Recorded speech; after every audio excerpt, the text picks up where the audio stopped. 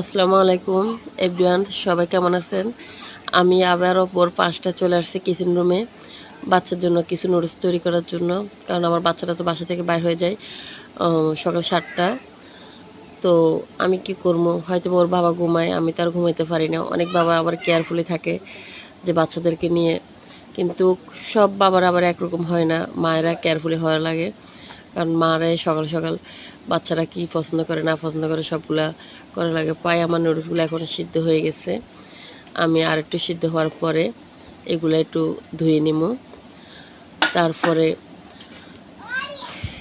আমি জানি না আমাদের গাইসরা কেন আমাকে খুব কম পছন্দ করে, কারণ অনেকে দেখা যায় অল্পতে ভাইরাল হয়। আর আমি এতগুলো রেসিপি আপনাদের সাথে শেয়ার করলাম, আমার আপু ভাইরা কমেন্টও নাই, শেয়ারও নাই, সাবস্ক্রাইবও নাই, কেন বলতে পারি না। আসলে আসলে কি এমন কারণ হতে পারে? যারা ওপেনলি ভিডিও করে তাদের তাদের সব কিছু শেয়ার হয়। আমি হয়তো ওপেনে আসি না, কারণ সবারই সব কিছু সম্ভব না ওপেনে আসা, ওপেনে আসে কিছু করা। এর জন্য আমি হয়তো আড়াল থেকে কিছু একটা আপনাদের সাথে শেয়ার করি। কিন্তু আপনারা কেন জানেন না আমাকে এত অপছন্দ করেন? আপনারা তো আপনাদের একজন করে নিতে পারেন সাবস্ক্রাইব, লাইক, শেয়ারের মাধ্যমে। কিন্তু আমার অপরাধটা কি?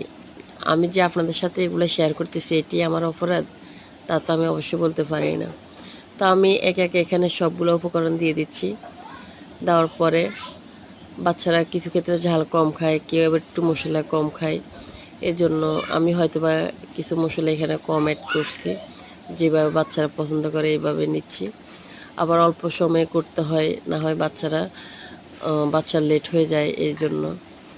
তো ভাত খাইয়ে যাইতে চায় না, তো সকাল সকাল তো বাচ্চারা ভাত খায় না।